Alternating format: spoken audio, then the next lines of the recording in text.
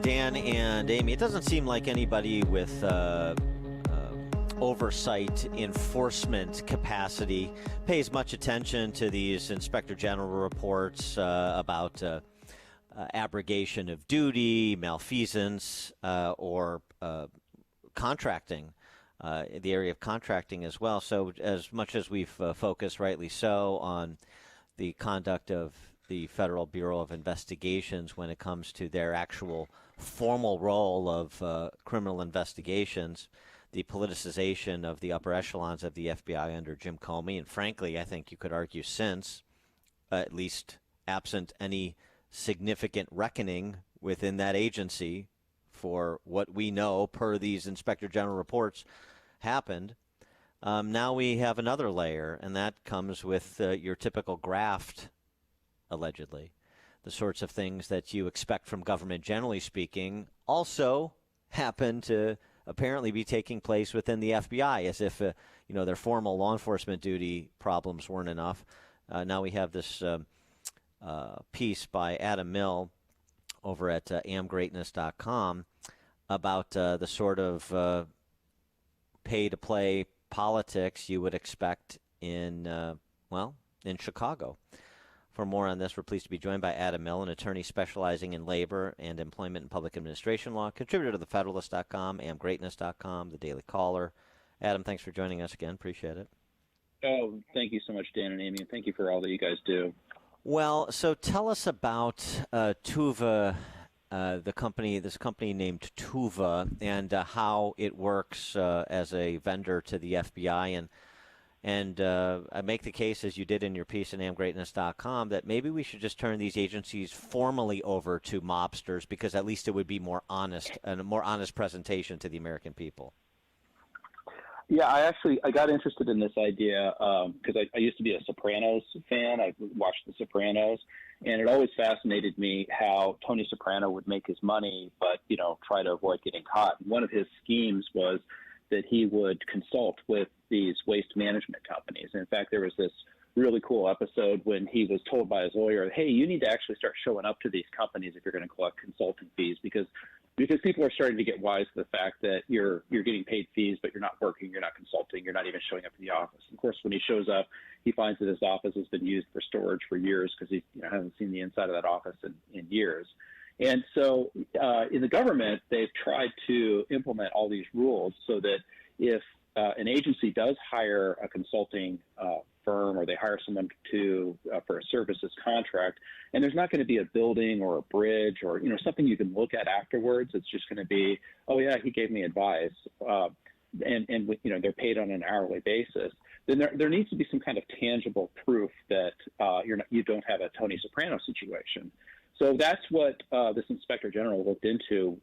His name is Horowitz, and I'll tell you, this guy seems to be the only thing standing between Department of Justice going completely to the wolves, because it's the only thing that Department of Justice and the FBI seem to fear is this Inspector General who can actually publish a public report and embarrass the FBI if they're still capable of being embarrassed. So he looked into this contract. It was this huge, gargantuan $60 million contract for basically consulting and personal services to this company that was supposedly owned by an Alaskan native. They invoked this program that's supposed to help historically disadvantaged business, groups. Right, like Alaskan natives and African Americans and that sort of thing. And sure. So get an Inuit Eskimo as a front man for a bunch of retired FBI agents to make money, right? That's the inference I'm drawing from that report. That's exactly right. And so what there's this regulation called the Federal Acquisition Regulation, and it specifically tries to prevent a Tony Soprano kind of situation by forcing the government to work through a contracting officer, a contracting officer's representative. And then they're supposed to verify that before the money goes out the door, that these companies are actually performing work. But in this case, the FBI did a little neat trick. What they did is they made the work that was supposedly being done classified, but they didn't give a classified rating to the contracting officer or the representatives. So they would get these invoices, and then basically they'd be looking at a sheet that didn't say anything about what these people supposedly did, and they would just pay them. They would just, oh, okay, you're claiming 20 hours at the rate of X number of dollars per hour.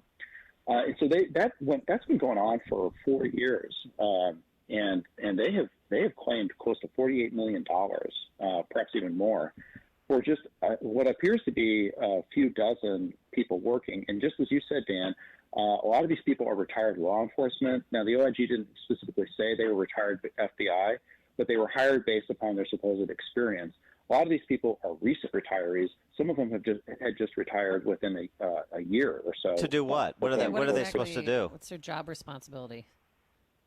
Well, that's exactly it. I mean, what is it that they're supposed to do? And Horowitz, what he found was that the scope of works for these task orders that would get issued would be so vague that you couldn't really verify. It was, a Tony Soprano kind of situation. You couldn't really verify that they were doing any work at all. So what we have here is a contract that, like, looking from the outside in, it really looks like a Tony Soprano consulting arrangement, a sweetheart deal for people who used to work for the FBI, used to work for federal law enforcement. They go get retired, they get out, they sign on with this company, and then apparently they're not kept busy enough by this supposed work they're doing. So they all have, a bunch of them have second jobs. They're all moonlighting for different organizations. They're supposed to have reported that to the FBI. Many of them didn't. They're flying to other countries. They're supposed to be reporting that to the FBI. This sort of federal graft, somebody should investigate that. Maybe, I don't know, is there an agency that would investigate this sort of federal graft? I don't know. Well, do you know that's of one? exactly. I mean, I think Dan, that's a great point. And the thing is that the position of the Department of Justice and the FBI is actually a subordinate division of the DOJ, allows them to block and protect investigations into their own people. They can take care of their own. And you can go back and read these OIG reports. You've got members of the DOJ taking money from the confidential informants. You've got them cheating on their taxes. You've got them, download. There was just a report that came out Monday about an attorney for the U.S. Attorney's Office was keeping a cache of porn for easy access at his office, and using his government computer. And almost always, these individuals are allowed to resign anonymously if anything happens to them at all. Very frequently, nothing happens to them, and then there's no prosecution. Prosecution is almost always declined if the person committing the crime either worked for the FBI or the Department of Justice. Maybe they can they could get a job as a TA with Peter Strzok over at Georgetown. Right, and I mean, we have to be so grateful for the OIG. Peter Strzok, those emails came to light. We learned Peter Strzok's name from the OIG department. We would never know because the FBI and DOJ just completely ignore requests from Congress for information. They routinely invoke all of these ongoing investigation privileges if there's a Freedom of Information Act request or if they're sued. They just seem to be completely above any kind of accountability. They say, oh, well, we're accountable to the Constitution. We're not accountable to the president or Congress. But then they don't follow the Constitution at all. They violate FISA. They violate court orders regarding how to surveil Americans.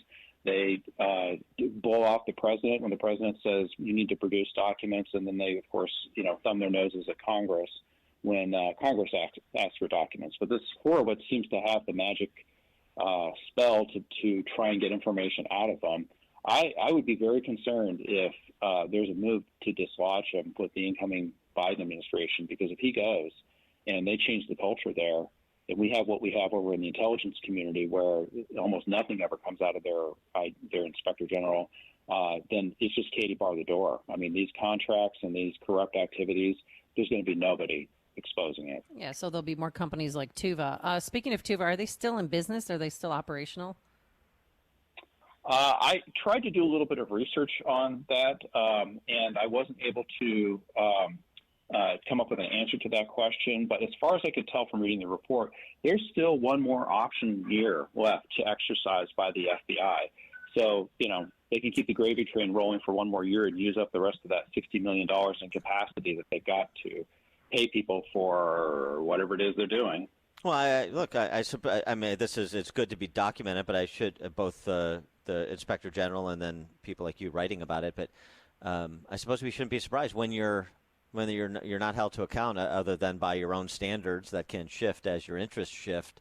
Then the sort of abuse we saw from Jim Comey and Andy McCabe and Peter Strzok and Lisa Page. This is just a different form of that abuse. If there's no accountability, I might as well enrich myself while I'm sort of prosecuting my political agenda through my official responsibilities as well, right? I mean, this is the whole problem with the lack of accountability in the federal government as well, writ large, and and that accountability taking the form of a reckoning for bad actors and discernible bad acts. This doesn't come, so I might as well, behave like some Chicagoland school superintendent where I retire and then I immediately get a contract for as much as I was making as a full-time employee, so I get it on both ends. Yeah, and I think that you're making an excellent point. It's not that the FBI and DOJ has bad apples. It's that nothing happens to the bad apples, and that these bad apples are in very senior positions, and they're setting examples for the rest of the organization. So when you see a side hustle like this Tuva consulting contract that doesn't have any accountability, you have to ask yourself, does this help us understand why the FBI doesn't seem curious at all about some of these other side hustles that are problematic? Side hustles with right. Consulting with Ukrainian firms and side hustles with nonprofit organizations that somehow manage to be able to book appointments with the Secretary of State when you make a donation. You protect my inside deal, I protect your inside deal. We all get rich, and then we retire to someplace where we don't have to deal with the hoi polloi. Perfect. Isn't that why Trump really got impeached? Isn't that the real reason why he got impeached? Is that he messed with the side hustle? Yeah. Great question. Adam Mill, attorney specializing in labor, employment, and public administration law, contributor to The Federalist, amgreatness.com, where you can check out his piece that we were discussing, and I'll tweet it out as well, and the Daily Caller. Adam Mill, thanks for joining us, as always. Appreciate it. Thank you so much. And he joined us on our turnkey.pro answer line. There's only one radio show in Chicago talking about today's biggest stories and telling you what they really mean. That show is this one, Chicago's Morning Answer on AM 560. The Answer.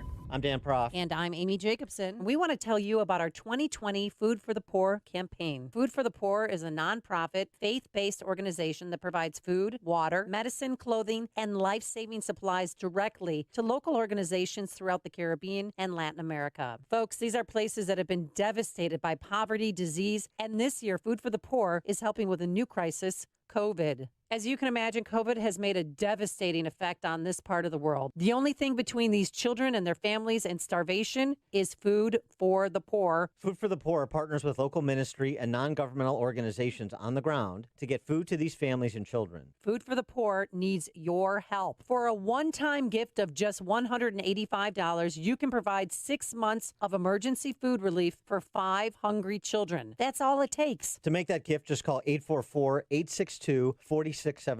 Or go to 560theanswer.com and click on the emergency food relief banner. And thank you in advance for your generosity. Prioritizing your health now is more important than ever, not only to build your immune system, but to address any chronic health issues you may have. I recommend Low T Center.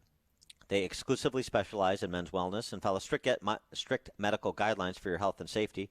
They're one of the leading men's medical providers in the country. Low T Center has reinvented the doctor's visit, making it quick and easy to get all of your levels checked, not just your testosterone. It starts with an annual wellness exam where they do a comprehensive health assessment so you know all the numbers important to your health. If you've been feeling tired, grumpy, have noticed weight gain and loss of muscle mass, these could all be signs of low testosterone levels, low thyroid, or even sleep apnea. Low T Center can determine the cause and help, and now they offer monitored self-inject at-home testosterone treatments, providing convenience and additional monitoring health measures for your safety as well, including a take-home blood pressure monitoring cuff.